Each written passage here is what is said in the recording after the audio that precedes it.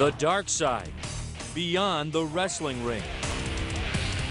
A shocking murder-suicide. How did we know that Chris Benoit would turn into a monster? Pro wrestlers dying young. And allegations of drug abuse. The steroids started, the drugs started, prescription drugs, because of the injuries. I'm glad that the WWE has taken the steps it has to clean up our industry. Is the WWE steroid-free, drug-free?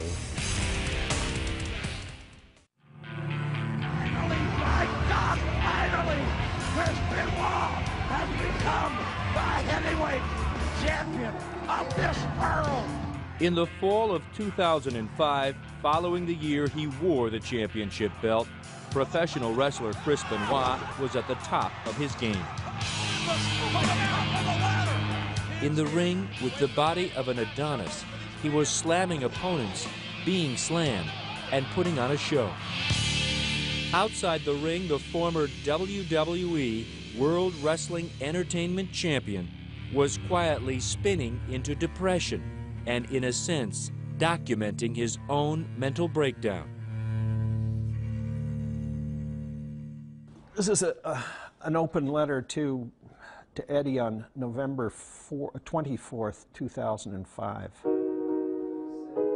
Mike Benoit is reading the diary his son wrote over an 11-day period in 2005. The diary consists of rambling letters to his best friend, a wrestler named Eddie Guerrero. The first entry, the first note to Eddie, was written on November 23rd, 10 days after his 38-year-old friend dropped dead of a heart attack. Oh, Eddie, I forgot to tell you about my dream last night. I dreamt that both my parents were taken, perished. Mike Benoit believes it's the diary of his son going mad. And Nancy and I were trying to get to her parents in Daytona to save them because we felt that they were being taken next. And these people after them were very powerful people, high-ranking people. When we got to Daytona, it was too late. Her parents were gone too, perished. We just didn't understand this was going on at that time in Chris's life.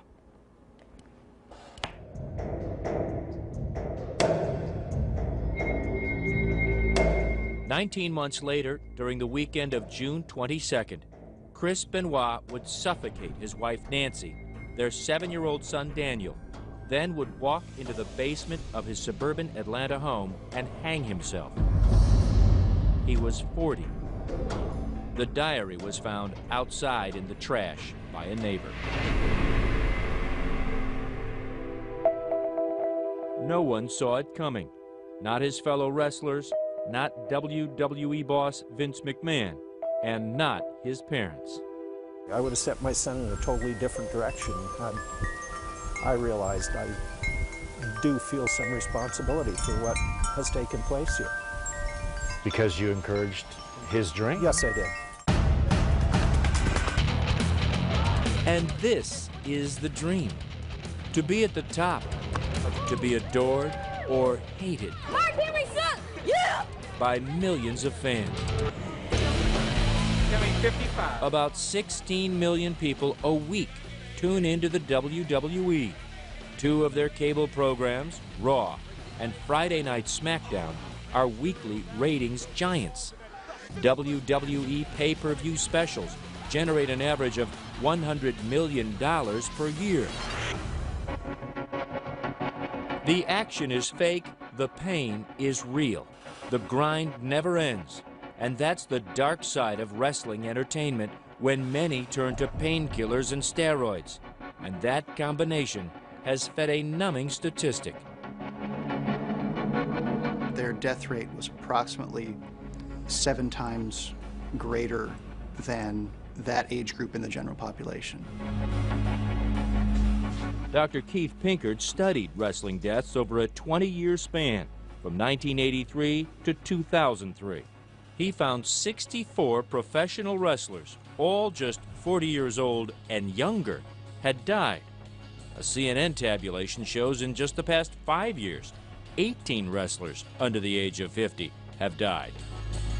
Pinkert, a medical examiner in Dallas, did his own analysis and was astounded. About a fifth of those were drug-related deaths, either accidental overdoses or suicidal overdoses. Each one of these professional wrestlers died of a drug overdose, a heart attack, or like Chris Benoit, committed suicide. I beat Chris Benoit for a title on pay-per-view once. You know, that's a bond me and Chris had. Chris Kanyon is one of those wrestlers who calls himself a survivor. He faced Benoit a number of times in the ring and faced the same personal demons. September 14, 2003, I took 50 sleeping pills and tried to kill myself. So I could be another one of those statistics. I very well could have been. Even Benoit, who once wore the championship belt, had he not killed his family, his suicide alone might have gone virtually unnoticed. But that spectacular crime has now gotten the attention of Congress and the public, and is again turning up the heat on the man who sits atop the world of professional wrestling. Vince McMahon is chairman of World Wrestling Entertainment. His wife, Linda, is the CEO. Together, they are the business of professional wrestling. Nothing from the WWE, under any set of circumstances, had anything at all to do with Chris Benoit murdering his family. How did we know that Chris Benoit would turn into a monster? In this hour, you will see the real side of fake wrestling. The ringmaster again under fire, performers who pump their bodies with drugs, and a mother who considered killing herself and her 2 children to escape life in the ring.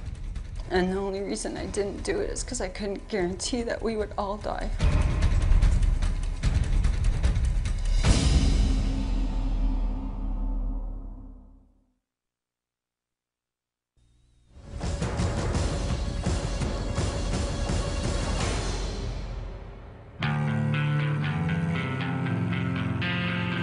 At first, there was the special tribute. On June 25, 2007, Vince McMahon and superstars like Phil CM Punk Brooks remembering a champion, Chris Benoit. Last night I felt really overwhelmingly disappointed because I didn't get to wrestle Chris Benoit. I just can't get that out of my head because Chris Benoit was my hero. Just one day later, tonight, investigators are calling the horrific scene that they found inside this home a murder-suicide. CM Punk's hero had become a villain, and Vince McMahon and his wrestling empire were on the defensive. Good evening, ladies and gentlemen. Last night on Monday Night Raw, the WWE presented a special tribute show, recognizing the career of Chris Benoit. However, now some 26 hours later, the facts of this horrific tragedy are now apparent. The Benoit tragedy put McMahon and his WWE back under the microscope. Another dead wrestler, allegations of steroid and drug abuse. Nothing new for McMahon, a bodybuilder and promoter who many say single-handedly changed the shape of wrestling. Vince has changed this business more than anybody. He has had an unbelievable influence on this business. A lot of it good, some of it not so good. Obviously, that look came from a lot of drugs, a lot of steroids. Del Wilkes wrestled for McMahon and his former World Wrestling Federation as the Patriot. He says he was injured in the ring, became addicted to painkillers, and ultimately spent time in prison. The WWF was known as the company of big guys. Vince liked big guys, and they were all there. You had certain wrestlers who... A former longtime WWE employee who asked us not to reveal his identity goes further, charging that McMahon not only changed the wrestlers, he also changed wrestling's legion of fans. You look at pictures of wrestlers before the mid to late 80s, they don't look like bodybuilders. They look like your unemployed uncle sitting on the couch. That's what they look like. They're not jacked up guys. But now there's an expectation among fans that a wrestler has to look a certain way. As the wrestlers grew, so did the whispers of illegal steroid use.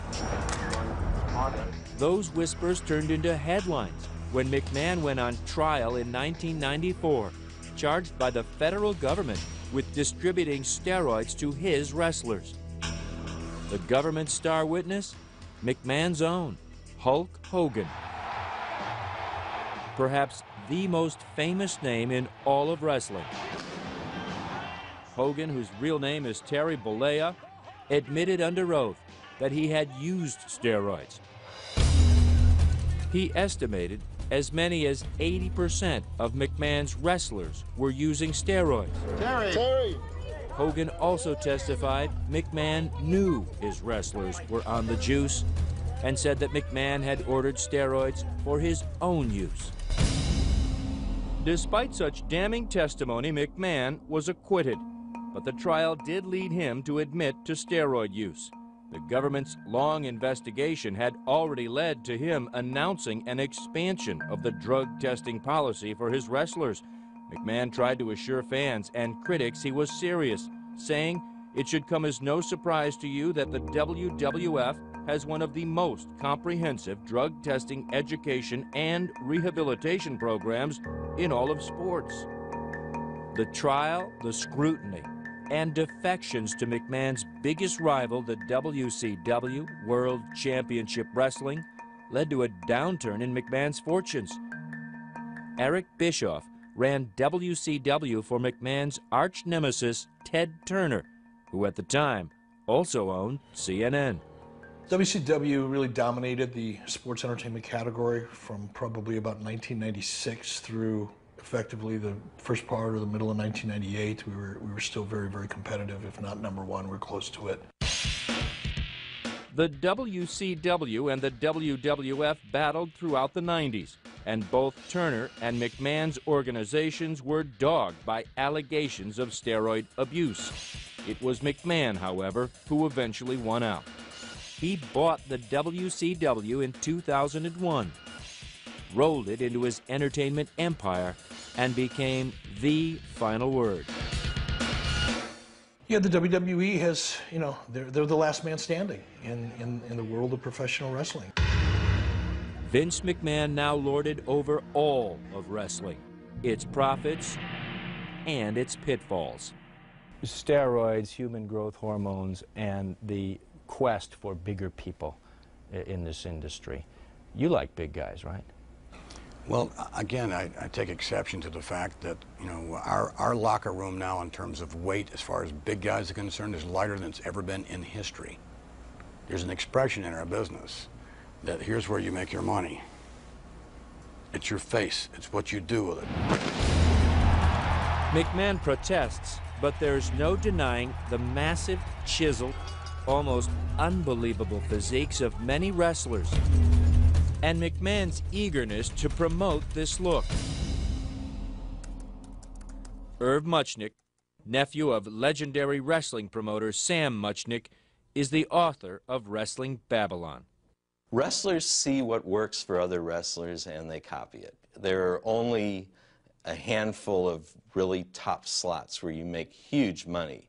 So much money that you can really take care of your family and really take care of your health and really prepare for your retirement. Still, the debate over steroids and its impact on who gets to the top divides the wrestling community. It's pretty obvious. You can sit down and watch the show and at least decide at least a percentage of who's on and who's not. Former WWE champ Chris Jericho says you can wrestle and not be pumped up. I think wrestling is a very stereotypical image that it's all the big, huge behemoths and the Neanderthals that really make the big cash and really make it big. And hey, there are a lot of huge guys that make it, but there's other guys that aren't as huge that actually had to go and learn how to be a good wrestler to make it. Big, small, in between. Today, wrestlers may be split on what it takes to make it, But there's only one man who decides who wins and who loses: Vince McMahon. Coming up, is the WWE steroid-free, drug-free?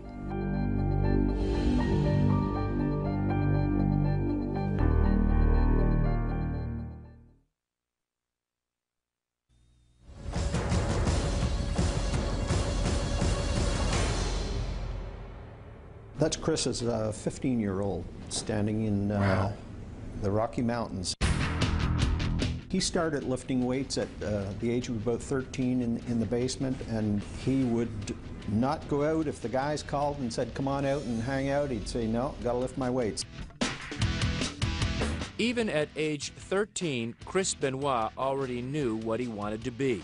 It was really a passion, and he wanted to be a professional wrestler. Michael Benoit did not share that passion, but he loved his son. The weights were a present for Chris. I dread the time that I even bought the weight set. You look back in your life and look at the mistakes you've made. That was the biggest mistake I ever made. Young Benoit's passion turned to obsession. He grew stronger, bigger, and on weekends, he would convince his father to let him drive the 3 hours from his home in Edmonton, Alberta, to Calgary, the very heart of Canada's wrestling empire.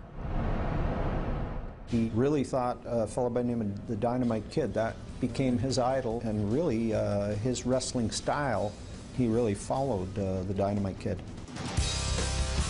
Looking back, Mike Benoit believes allowing Chris to idolize the Dynamite Kid was an even bigger mistake. It started with the verbal abuse and, putting me down in front of other people. Michelle Smadu was just a teenager when she met and fell in love with Tom Billington, the Dynamite Kid. They married, had a child, and soon after, Michelle says the Dynamite Kid began to explode. He certainly wasn't the guy you fell in love with. No.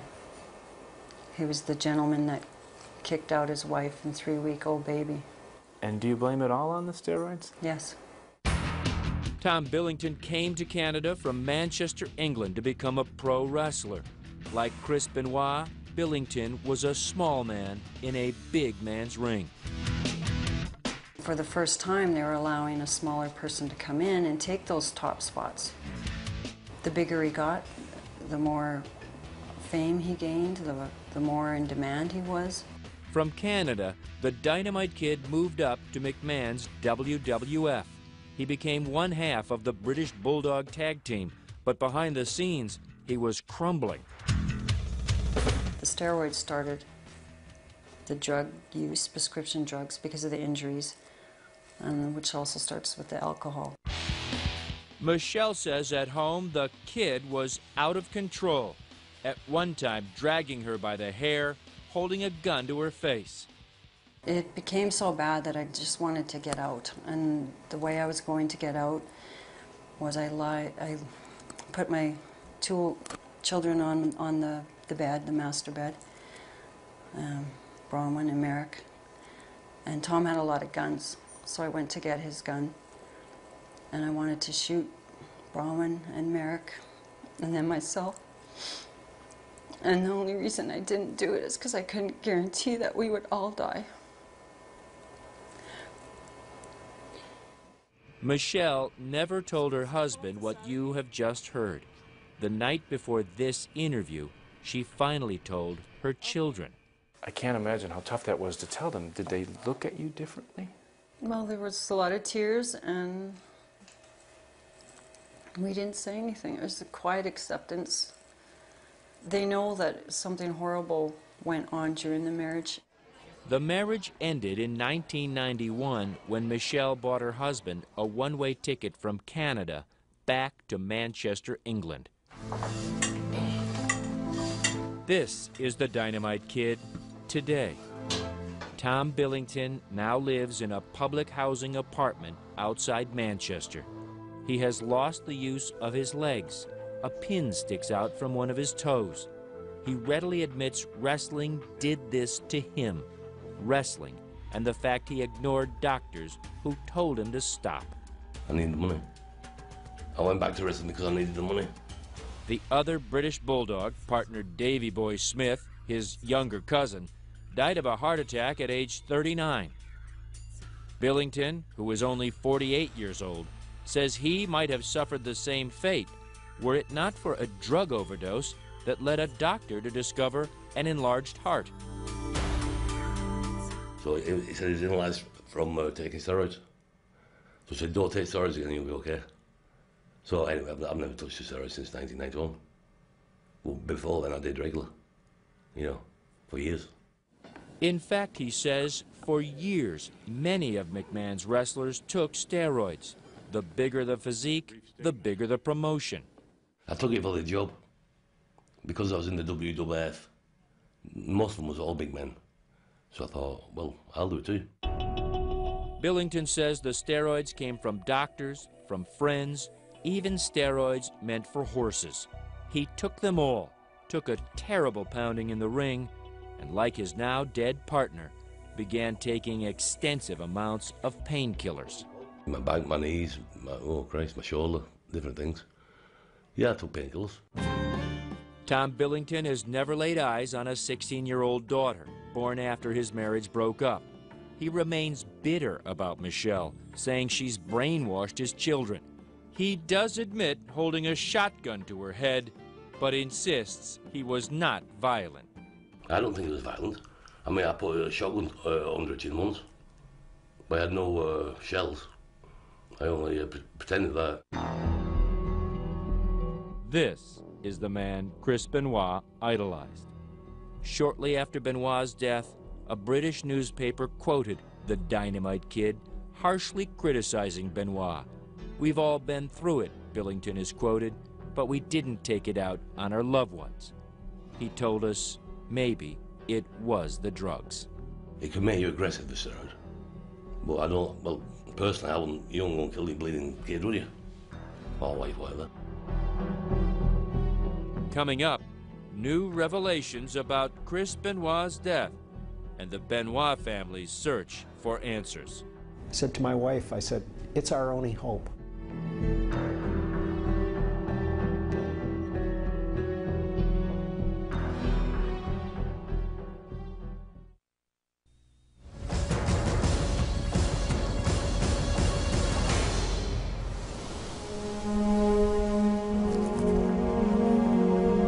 At his home outside Edmonton, Mike Benoit was in mourning.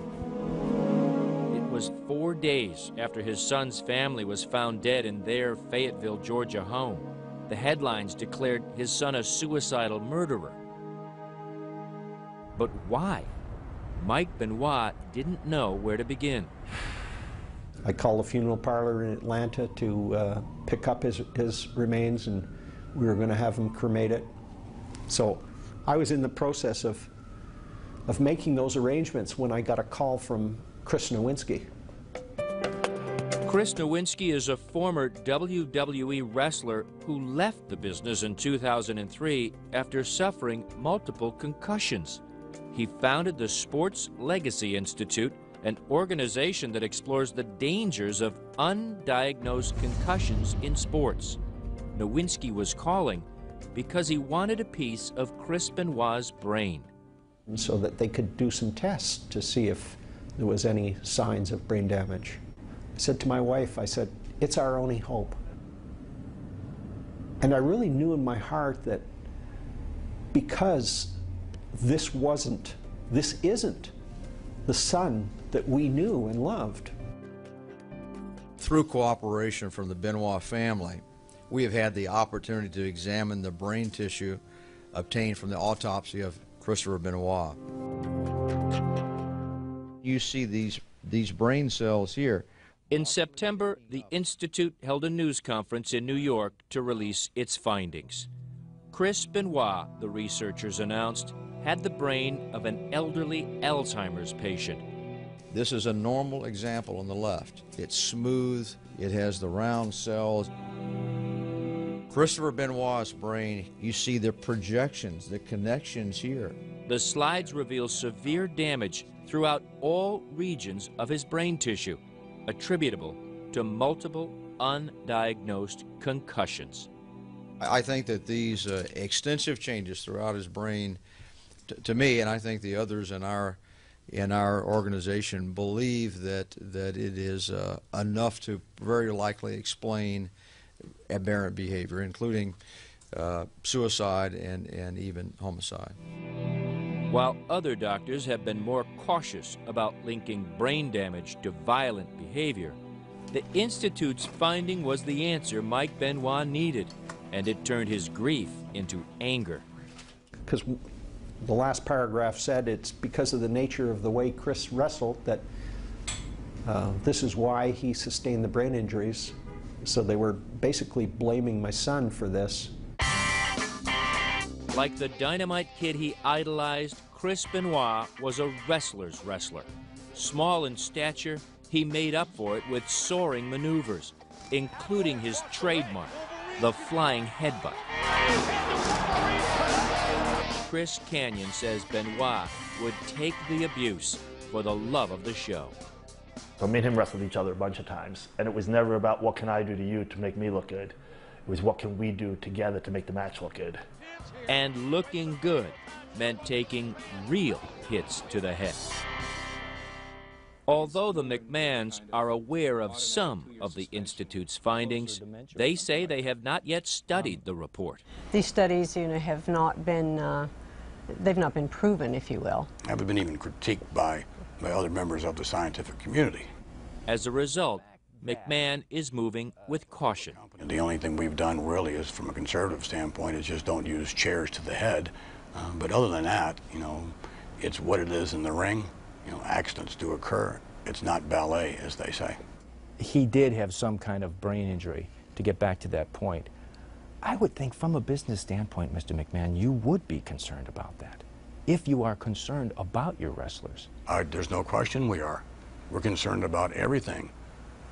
But again, you're frying me with facts, if they are facts, that are after the fact. The fact is, there is mounting evidence across all sports that multiple concussions can have devastating consequences. But McMahon just doesn't buy that concussions drove his former champion to kill. The findings themselves state that Chris Benoit had the brain of an 85-year-old man with dementia. And I would suggest to you that from a layman's standpoint, Chris Benoit could not do what he did for a living. He could not function as a normal human being. He couldn't even go to the airport if, in fact, that report were accurate. Still ahead, is there a gaping loophole in the WWE's drug testing program? My 3-year-old could drive a freight train through it.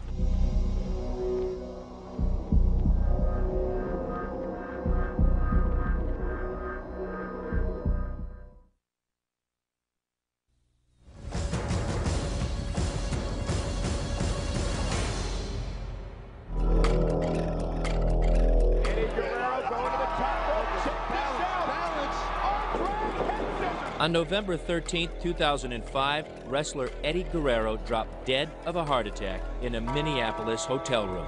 He was 38. A coroner determined the death was due to heart disease, but noted a history of anabolic steroid use and narcotics. Another WWE star dead before the age of 40. Vince McMahon needed to act.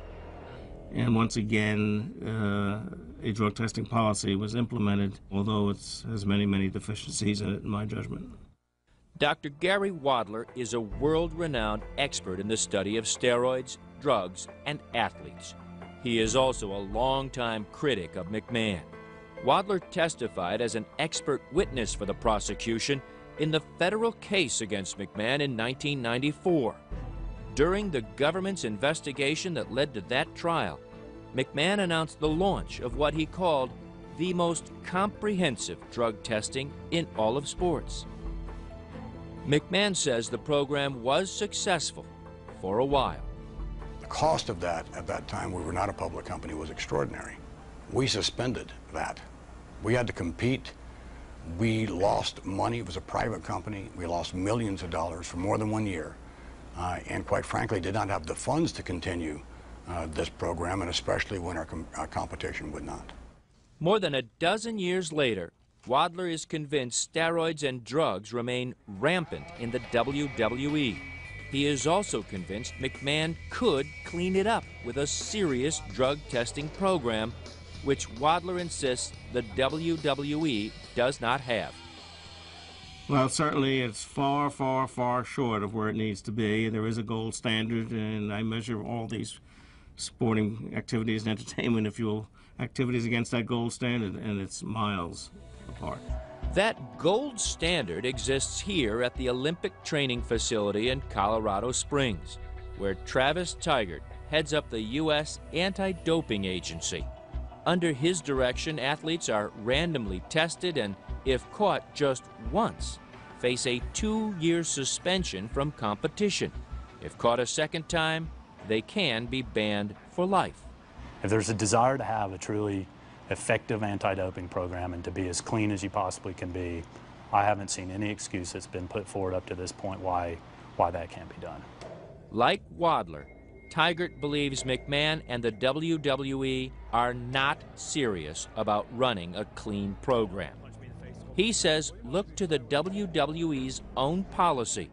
Performers who are caught are given only a warning for their first offense. A mere 30-day suspension for a second offense. You need to flunk a drug test 4 times before you are actually let go. Then there is the loophole. And that basically says, if you got a prescription, you're clean. Yeah, it's just a loophole in my mind that guts the entire program. You know, my 3-year-old could drive a freight train through it, to be quite honest, because it's so easy.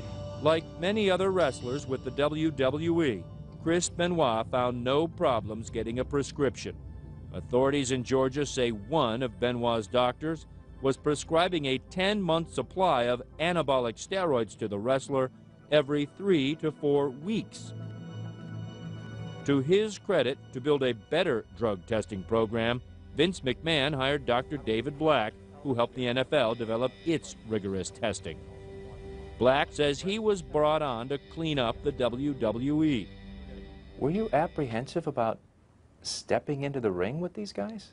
Whether or not they would truly be serious and follow your recommendations? This has risk, yes.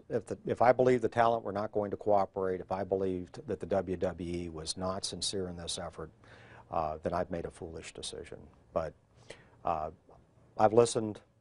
I have seen action follow verbiage. And I've seen the determination in Vince's eyes when he's told me, Dave, I want this deal addressed. Since the program began in February of 2006, more than 30 WWE wrestlers have been suspended, including 2 after our conversation with Vince McMahon. Dr. Black says twice that number have tested positive and been given a warning. Black's program includes random urine tests 4 times a year, no advance warning, and he says he has full authority with an outside medical consultant to determine if a prescription drug being used by a wrestler is necessary and legal. Black says he doesn't take orders from McMahon, but admits the program is not foolproof. He concedes that some of the huge bodies in the WWE were built in a pharmacy, not in a weight room. We are working towards making sure that all the physiques presented are natural. As a result, am I going to see smaller and smaller wrestlers in the ring? I think over time the impact of the program will be that we will see healthier wrestlers in the ring. Critics of McMahon say that does mean smaller wrestlers. This former employee, who wants to remain anonymous, sees that as a deliberate attempt to get steroids out of the headlines.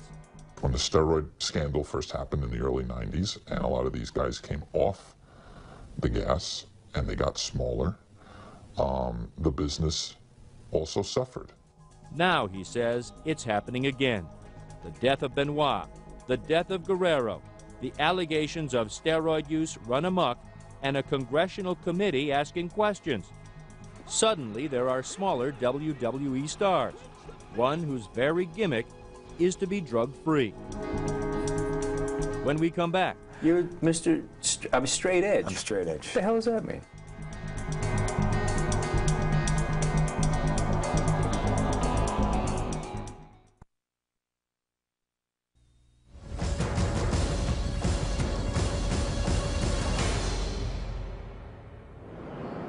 Halloween Eve. Phil Brooks, known to wrestling fans as CM Punk, arrives early at Long Island's Nassau Coliseum. You want to strap this on for me? Since winning the ECW title belt, Punk is more in demand than ever. And tonight, the company owned by Vince McMahon is putting on a pre-Halloween battle. What you got tonight? Boy, bro. Casey. See you, bro. Let's get him.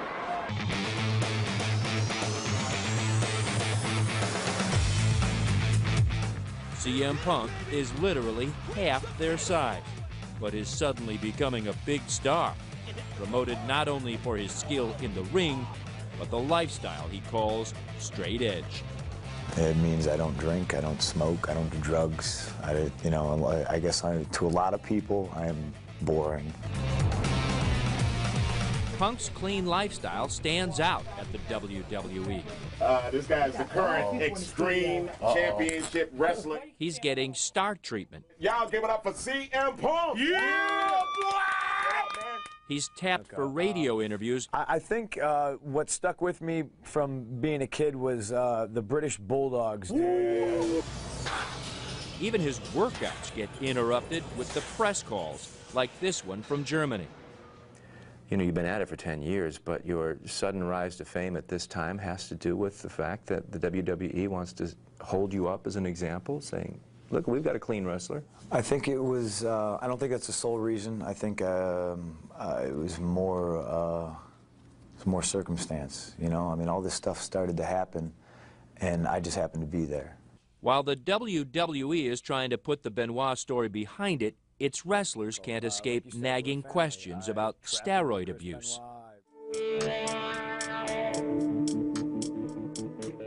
John Cena is a WWE superstar, now recovering from an injury in the ring. He doesn't like being asked if he has used steroids. Have you ever used steroids?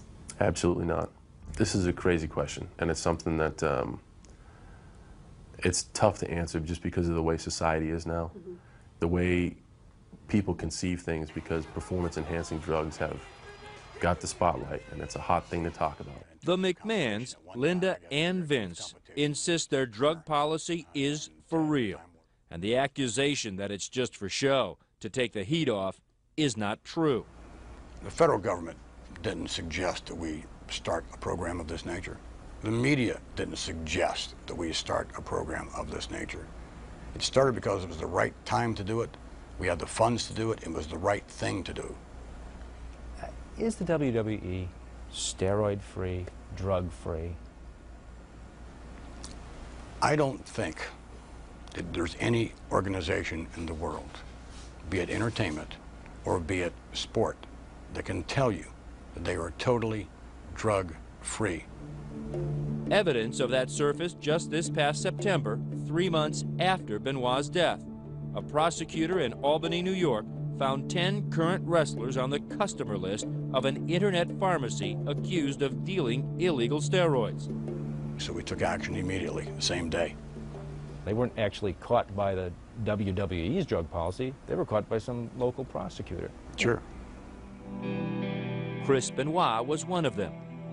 But he had been caught earlier by the WWE, testing positive for testosterone. Because it was a first offense, he was only given a warning. When Benoit retested just this past April, 2 months before his death, he was clean. Chris was someone I did view as a very positive part of the program. He always indicated in those conversations that he did not want to violate the policy. Autopsy results show Chris Benoit had steroids in his system at the time of his death. We're not looking to just, say, got you.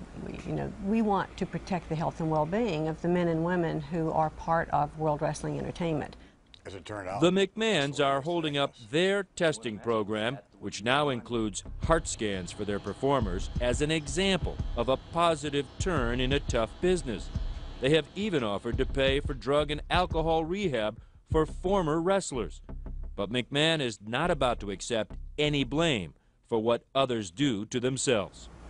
From a humane standpoint, I mean, is that hard to swallow, that so many of these wrestlers are dying so young? Well, again, I think that from a responsibility standpoint, I think that we all as individuals are responsible for our own actions. If someone passes through our organization, certainly our organization is not responsible for someone's own personal activities. And what would Chris Benoit's father say to Vince McMahon if he has the chance? It's too late for my son. It's too late for my daughter-in-law. It's too late for my grandson. But you know, let's be concerned with the guys that currently work there. Let's do something meaningful